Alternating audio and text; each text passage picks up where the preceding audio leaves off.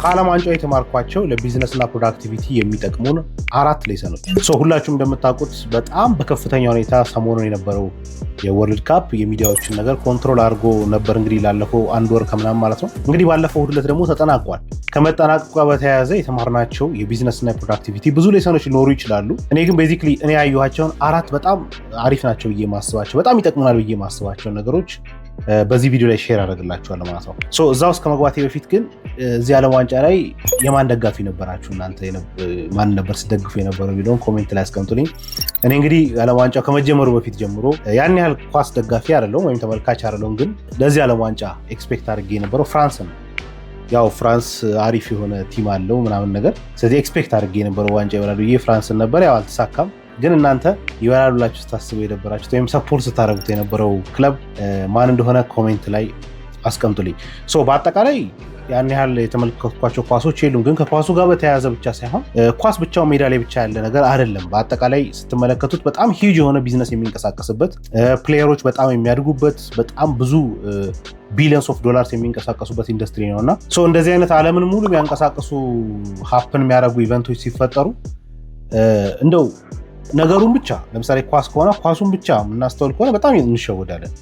ለምሳሌ ዓለሙን ሁሉ የሚያንቀሳቀስ ጦርነት ሲፈጠር ወርልድ ዋር ወይም ምናምን አይነት ነገር ሲፈጠር በቃ ጦርነቷ ብቻ የምናተኩር ከሆነ በጣም እንሸወዳለን። ከዛ ውስጥ የምንወስዳቸው ሌሰኖች ሊኖሩ ይገባል። እንግዲህ ከ4 ውስጥ የመጀመሪያ የተማርኩት ነገር ግሬትነስ ሲዝን አለው ወይም ታላቅነት ወቅት አለ። ስለዚህ አንድ ጊዜ ታላቅ የነበረ ሰው ሁልጊዜ ታላቅ ሆኖ ይቀጥላል ማለት አይደለም። ነገሮች በሲዝን ይቀያየራሉ፣ ጊዜ ያላቸው። ስለዚህ ሲዝኖችን ማወቅ በጣም በጥሩ ሁኔታ ራሳችንን ሴቭ ያደርገናል፣ ፕሮቴክት ያደርገናል። ሌላ ነገር ውስጥ ከመግባታችን በፊት በጣም ሴቭ የሚያደርገን ነገር። ለምሳሌ በዚህ በ2026ቱ ዓለም ዋንጫ ላይ ክርስቲያኖ ሮናልዶን እና ኔይማርን ተመልክተናል። ዋን ኦፍ ዘ ግሬተስት ከሚባሉ ሰዎች ውስጥ ናቸው በእግር ኳስ ታሪክ ማለት ነው። ነገር ግን በዚህ ወርልድ ካፕ ላይ ትንሽ ሲታገሉ አይተናል፣ ሲቸግራቸው አይተናል። ምክንያቱም ልክ እንደ የትኛውም ቢዝነስ ሁሉ ባዮሎጂም ታይም አለ። ስለዚህ የሆነ ጊዜ ላይ በጣም ሂውጅ ነበርክ ወይም የዓለም እንትን ነበርክ ማለት ያው ሁሌ እንደዛ ሆነ ላትቀጥል ትችላለህ።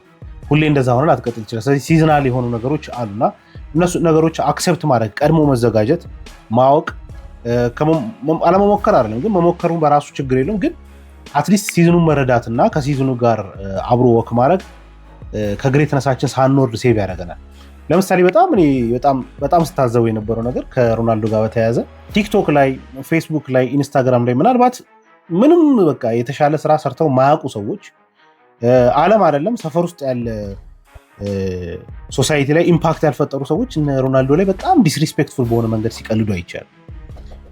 ላትደግፈው ትችላለህ፣ ላትወደው ትችላለህ። እኔ አሁን ከሜሲ ከሮናልዶ ትልኝ ሜሲን ነው የምመርጠው። ግን አለመውደድም አለመደገፍ ሌላ ነገር ሆኖ እያለ ግን እድሜ ልኩን ግሬት ሆኖ የቆየን ሰው ሂስቶሪካል ሌጀንድ ከምንላቸው ሰዎች ሊካተት የሚችል ከኳስ አንጻር ብቻ አይደለም ብላችሁ በአጠቃላይ ከወርክ ኤቲክስ አንጻር ስታዩት፣ ከሃርድ ወርኪንግ አንጻር ስታዩት፣ ዓለም ላይ የፈጠራቸው ነገሮች ስታዩ ኢንስታግራም ላይ ለምሳሌ ነምበር 1 ፎሎወርድ ፐርሰን ነው። ይህን ሁሉ ነገሮች ስትመለከቱ who am I to disrespect this kind of legend? በጣም ከባድ ነው እንደዚህ አይነት ሰው ዲስሪስፔክት ማድረግ። ኮምፕሊትሊ ምንም ያልሰሩ ሰዎች በጣም ትላልቅ ስራ ግሬት የሆኑ ሰዎችን ሲዘረጥጡ፣ ሲሳደቡ፣ ዲስሪስፔክት ሲያደርጉ ታያላችሁ። ያንን ኮዝ የሚያደርገው ብዬ የማስበው ነው ሲዝንን አለማወቅ ይመስለኛል። በቃ ግሬት እንደሆናችሁ እኮ ፖዝ ብታደርጉ ምንም የተለየ ነገር አይፈጠርም። ለምሳሌ ኮቢ ብራያንት የምታውቁት ሰዎች ባስኬት ላይ የሌከርስ ተጫዋች የነበረው ማለት ነው በአክሲደንት ነው የሞተው። ኮቢ ብራያንት በጣም ሂውጅ ነበር፣ ግሬት ነበር። ኤንቢኤ ላይ ዋን ኦፍ ዘ ቤስት ከሚባሉት ውስጥ ነው ሂስቶሪካሊ ማለት ነው። እዛ ጋር የእሱ ጊዜ ሲያበቃ ወይም ኬሪየሩ እዛ ጋር ሲገታ ኦልሬዲ ግሬት እንደሆነ ነው ያቋረጠው። ስለዚህ ከዛ በኋላ ስለ ኮቢ የሚነሱ ዲስሪስፔክቶችን አትመለከቱም፣ እድል አልሰጣችሁም ማለት ዊክነሱን እንድታዩት። ግን ያ ዊክነስ ከመምጣቱ በፊት ሲዝናችሁን አውቃችሁ ቶሎ ስኪፕ ብታደረጉት አትሊስት የተሻለ ነገር ነው ብዬ አስባለሁ። መሞከሩ በራሱ ክፋት የለውም። አም ኖት ሴይንግ እዚህ ጋር መካተት አልነበረበትም፣ ወርልድ ካፕ መሞከር አልነበረበትም ምናምን እያልኩኝ አይደለም። እኔ እሱን እንደዛ ክሪቲሳይዝ ለማድረግ አሪፍ ሌቭል ላይ ነኝ ብዬ አላስብም። ከእሱ አንጻር እኔ የምመክረው ሰው አይደለም። ግን በአጠቃላይ ግን ከተማርኳቸው ትምህርቶች ውስጥ ግሬትነስ ሲዝን አለው። ሁልጊዜም ፒካችሁ ይታወቃል። ፒካችሁ በጣም እስከሚያልፍ ድረስ መጠበቅ ጥሩ አይደለም። በቃ ሲዝኑ ካለቀ አለቀ። የሮናልዶን ወርክ ኤቲክ ማች የሚያደርግ ሰው ምናልባት የትኛውም ኢንዱስትሪ ውስጥ ላታገኙ ትችላላችሁ። በጣም አብሮት የሰሩ ሰዎች ሲናገሩ፣ እሱም ሲናገር፣ ኮቾቹም ሲያወሩ የምትሰሙት ነገር በጣም ከባድ የሆነ የስራ ባህል እንዳለው ነው። ኔይማርን ደግሞ ስትመለከቱት ዋን ኦፍ ዘ ሞስት ታለንትድ በታለንት ደረጃ ካየ ነው በጣም ታለንትድ ከሚባሉ ፕሌየሮች ውስጥ ነው። ግን ሁለቱም ብራዚል ውስጥ መሆናቸው ወይም ፖርቹጋል ውስጥ መጫወቱ ምንም የተለየ የፈጠሩት ነገር ግን የለም ክለቡ ላይ። ስለዚህ በፊት የነበራቸው የዛሬ 8 ዓመት 10 ዓመት የነበራቸው ችሎታ አሁንም እንደዛው ግሬት ሆኜ ይቀጥላለሁ የምትሉበት አይሆንም፣ ጋራንቲ አይሰጥም። ከዚህ የምንማረው አንድ ነገር እንግዲህ እንደ ቢዝነስ ኦነርን በሉት እንደ ፕሮዳክቲቪቲ ቢዝነስ ላይ የምትሰሩ ሰዎች ካላችሁ የትኛውም ኢንዱስትሪ ላይ ብትሆኑ ፓስት ኤክስፒሪየንስ ፓስት ላይ ያላችሁ ውጤት የግድ ፊውቸራችሁን ሊሰጣችሁ አይችልም። በቃ ፓስት ላይ ሀፕን ያደረገ ነገር ፓስት ላይ ነው በቃ። ስለዚህ ፊውቸር ላይ ያለን ነገር ደግሞ አሁን እየተዘጋጀንበት ፕላን እያደረግንበት ካልሄድን ፓስት ውጤታችን በፊት የነበሩ ስኬታችን ሁሌ ስኬታችንን ይዞት አይመጣም። ሶ ዊ ካን ለርን ዲስ ፍሮም ዲስ ሌጀንድስ። ይሄንን የመጀመሪያውን መማር የምንችለው ነገር። ሁለተኛ ደግሞ የተማርኩት ቲም ወርክ ቢትስ ታለንት። ሁልጊዜም በግሩፕ የሚሰሩ ስራዎች የግሩፕ ስራዎች ላይ አንድ በጣም አውትሻይን የሚያደርግ ታለንትድ የሆነ ሰው ስላላችሁ ታሸንፋላችሁ ማለት አይደለም። በግሩፕ ከሆነ የሚሰራው ስራው በተቻለ መጠን ዘ ቤስት ቲም የሚሆነው ቲም ወርክ ያለው ቲም እንጂ the best talented players የያዘ ቲም አይደለም። the best talented players at same time the best team work መስራት አለባቸው። otherwise ትርጉም የለውም ማለት ነው። ለምሳሌ ስፔንን ብትመለከቱ ዋንጫውን የበላው ክለብ በጣም የተለየ በጣም አውትሻይን የሚያደርጉ ብዙ ተጫዋቾች የሏቸውም። ምናልባት ልንጠቅስ የምንችለው ያማልን ነው። ያማል ገና ቲም ላይ ያለ ሰው ነው። ያን ያህል ወርልድ ካፕ ላይ በጣም ትልቅ ኢምፓክት አልፈጠረም። ጨዋታዎቹ ጥሩ ቢሆኑ በጣም የተለየ ግን ይሄ ብቻውን ሲያገባ ምናምን ነገር ያየነው ነገር የለም። ግን እንደ ቲም ግን ካያችሁት ስፔን ምንም እንኳን ይሄ ፖፑላር የሆነ በጣም ሴሌብሪቲ ታይፕ ኦፍ ፕሌየር ባይኖራቸውም እንኳን ቲም ወርክ ላይ ግን ሲመጡ በጣም ሶሊድ የሆነ ማድረግ የሚፈልጉትን ነገር ማድረግ የሚችሉ ቲም አድርገው ሰርተውታል ቲማቸው። ስለዚህ ታለንትድ የሆኑ ፕሌየሮች እንኳን ቢኖር ለምሳሌ እንደ ፍራንስ እኔ ቅድም ነገራቸዋለሁ ስደግፍ የነበረው ፍራንስን ነው ሰፖርት ሳደርግ። ምንም እንኳን ፍራንስን ሰፖርት ባደርግም ውስጡ ያሉ በጣም ከባባድ ታለንትድ ፕሌየሮች አሉ። 100 ሚሊዮን ከ100 ሚሊዮን በላይ የሚያወጡ 120 130 ድረስ ደርሱ የሚችሉ ኢቨን the most expensive players ሊስት ብታደርጉ እንግዲህ ፍራንስ ውስጥ ያሉ ተጫዋቾች ሊሆኑ ይችላሉ ከተከላካይ ጀምሮ እስከ አጥቂ ድረስ። ግን ብቻውን ይሄ ስታንዳሎን የሆነ ታለንት ቲም ወርክን ቢት ሊያደርገው እንደማይችል በዚህ ተረድተናል። ሶ በቢዝነስም ተመሳሳይ ነው። ቲም ወርክ የሚፈልጉ ቢዝነሶች ላይ አንድ ወይ ሁለት ታለንትድ ፕሌየር ስላላችሁ ብቻ ቢዝነሳችሁ ሰስቴን አድርጎ አይቀጥልም፣ ፕሮዳክቲቭ አትሆኑ። የቲም ወርክ የሚጠይቅ ስራ ከሆነ ስራው የግድ ቲም ወርክ የሚያስፈልገው አይነት ስራ ከሆነ የቲም ወርክ ሲነርጂ ያስፈልጋል። ቲም ወርክ በደንብ መሰራት አለበት። አብሮ የሚሄድ የሚዋሃድ መሆን አለበት። ኮምፕሊመንታሪ መሆን አለበት ማለት ነው። እኔ የምችለውን ነገር ሌላ ማይችለው ሰው ይኖራል፣ እሱን ይሸፍናለሁ። እኔ ደግሞ ማልችለውን ነገር ሌላ የምችለው ሰው ይኖራል፣ እሱን ይሸፍናለሁ። ያ ብቻ ሳይሆን የምንጫወተው ሮል ላይም በደንብ መጫወት እንችላለን ወይ የሚለው ብቻ ሳይሆን አብረን ስንገጣጠም አሪፍ ነገር ይፈጥራሉ የሚለውንም ማወቅ አለብን ማለት ነው። ቲም ወርክ ኦልዌይስ ቢትስ ታለንት። ከታለንት በላይ አብሮ የመስራት አብሮ ቲም የማድረግ ነገር የበለጠ ሰክሰስ ያመጣል። ሪል ኩዊክ ይህን ቪዲዮ ስፖንሰር ያደረገልን ፔፐርስቶን ግሎባሊ ሪኖውንድ የሆነ ሬጉሌትድ የሆነ ቶፕ ቲር ኢሲኤን ብሮከር ነው። በ2026 የግሎባል ቤስት ብሮከር አዋርድ አሸናፊ ነው። ዓለም ላይ ያሉ ፕሮፌሽናል ትሬደሮች ፔፐርስቶንን ከሌሎች ብሮከሮች ይልቅ የሚፈልጉበትና የሚጠቀሙበት 3 ምክንያቶች አላቸው። የመጀመሪያው ኤክስኪዩሽን ኮስት ነው። ፔፐርስቶን ላይ ያለው ስፕሬድ በጣም ትንሽ ነው። ፔፐርስቶን በጣም ትንሽ የሆነ ስፕሬዶችን ለተጠቃሚዎች ያቀርባል። እነዚህ ስፕሬዶች ከ0 ፒፕ ጀምሮ ናቸው። ሁለተኛው እጅግ ፈጣን የሆነ የኦርደር ፊሊንግ ሜትዳቸው ነው። በኤንዋይ4 እና በኤልዲ4 ዳታ ሴንተሮቻቸው ምክንያት እያንዳንዱ ባይና ሴል ኦርደሮች ወይም ደግሞ ክሎዝ በምታደርጉባቸው ሰዓቶች ኦርደራቸውን ከ30 ሚሊ ሰከንድ ባጠረ ጊዜ ውስጥ ኤክስኪዩት ማድረግ ይችላል። ሶስተኛው ምክንያት ደግሞ ዜሮ ሪስትሪክሽንስ ነው። ይሄም ማለት ስካልፕ የምታደርጉ ከሆነ ኒውስ ላይ ትሬድ የምታደርጉ ቢሆን አውቶሜትድ ኤዎች የምትጠቀሙ ቢሆን ትሬዲንግ ቪውም ላይ ቢሆን ሲ ትሬደር ላይ MT5 ላይ ምንም አይነት ብሎክ የሚያደርጓቸው የእናንተ ስትራቴጂ አይኖርም። ከምንም በላይ ደግሞ ያለው ፍሌክሲቢሊቲ የትኛውም አፕሊኬሽኖች ላይ ያ ማለት MT5 MT4 ሲ ትሬደር ከዛም ባለፈ ደግሞ ራሱ ትሬዲንግ ቪው ላይ እዛው አናሊሲስ እንደወሰዳቸው ትሬዶችንም እዛው መውሰድ እንድትችሉ ፊቸሮችን አዘጋጅተዋል። ስለዚህ ትሬዲንግን ሲሪየስሊ መለከተዋለሁ የምትሉ ሰዎች ሌሎች አንሬጉሌትድ ብሮከሮች ወይም ደግሞ ከቢቡክ ብሮከሮች ጋር ከሚመጡ ችግሮች ይልቅ ፔፐርስቶን እንድትጠቀሙ ሰጀስት እናደርጋችኋለን። ለፔፐርስቶን አዲስ ለሆናችሁ ሰዎች ደግሞ ለአዲስ ደንበኞች የተዘጋጀ ቡትካምፕ አለ። ይህንን ቡትካምፕ ፔፐርስቶን ስፖንሰር አድርጎላችኋል። እዚህ ቡትካምፕ ላይ መሳተፍ የምትፈልጉ ከሆነ learn.etiverse.org የሚለው ሊንክ ላይ ወይም ደግሞ አሁን ከስር የምትመለከቱት ሊንክ ላይ ወይም ደግሞ ዲስክሪፕሽን ላይ የመጀመሪያው ላይ ያለውን ሊንክ ክሊክ አድርጋችሁ ከዛ በኋላ የሚጠይቋቸው ሪኳየርመንቶች በሙሉ ካሟላችሁ በኋላ ዳይሬክትሊ ቡትካምፕ መማር ትችላላችሁ። ከሱም በተጨማሪ ደግሞ እስከ $200,000 ድረስ የሚደርስ ጊቫዌይ አለ። በዛም ላይ መሳተፍ ትችላላችሁ። ፔፐርስቶኖችንም ይህንን ቪዲዮ ስፖንሰር ስላደረጉልን እናመሰግናለን። ሶስተኛው ፐብሊኩ ስላለ ልክ ነው ማለት አይደለም። በጣም ማስ የሆነው እንግዲህ ሚዲያም ላይ ያለው ጋዜጣ የምትሏቸው ኢቨን በጣም ታዋቂ የምንላቸው እዚህ ኳስ ላይ ያሉ እንኳን መጽሔቶች ምናምን ነገር ይሄ ነገር ኦልሬዲ ሪግድ ነው፣ በቃ ስክሪፕትድ ነው የሚሉ ነገሮች በጣም ሲነሱ ነበር። ዓለም ዋንጫው ከመጀመሩ በፊት ከተጀመረም በኋላ በቃ ለአርጀንቲና የተሰጠ ነው፣ ይሄ ዓለም ዋንጫ ለአርጀንቲና የተሰጠ ነው፣ ስለዚህ ፌክ ነው ኦልሬዲ ስክሪፕትድ ነው የሚሉ በጣም በጣም በጣም በጣም ብዙ ሀሳቦች ሲመላለሱ ነበር። አንዳንድ መሀል ላይ የምናያቸው ነገሮችም እንደዛ አይነት የሚመስሉ ስሜቶች የተሰማቸው ብዙ ሰዎች አሉ። ግን መጨረሻውን ግን ስታዩት ስክሪፕትድ አለ። ስለዚህ ምንም እንኳን ፐብሊኩ ስላለ አንድ ነገር ምንም እንኳን በጣም ብዙ ሰው ስላለው ልክ ነው ማለት ላይሆን ይችላል።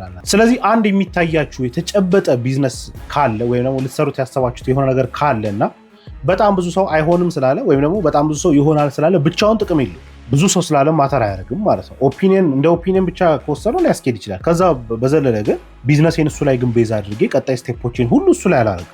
ምክንያቱም ፐብሊኩ የፈለገውን ነገር ይገምታል። አንዳንዴ አስዩም ያደርግና አስዩም ያደረገውን ነገር ግን እንደ እርግጠኛነት ያወራል።